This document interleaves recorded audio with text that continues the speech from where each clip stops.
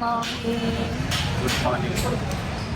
ಇವತ್ತಿನ ಬ್ರೇಕ್ಫಾಸ್ಟ್ ಇಷ್ಟು ವೆರೈಟಿ ಅಷ್ಟು ಬ್ರೇಕ್ಫಾಸ್ಟ್ ತಿನ್ಸ್ಲತ್ತ ನಾ ಪಿ ಜಿ ಒಳಗಿದ್ದು ಏನೂ ತಿಂದಿಲ್ಲ ಅಂತ ನಾ ಭಾಳ ಸೊರ್ಗಿನ ಅಂತ ಪ್ರಶಾಂತ್ ಹೇಳ್ತಾನ.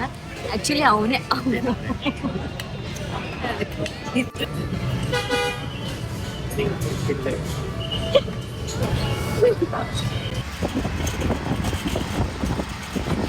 ಕಡೆ ನೋಡ್ತಾನೆ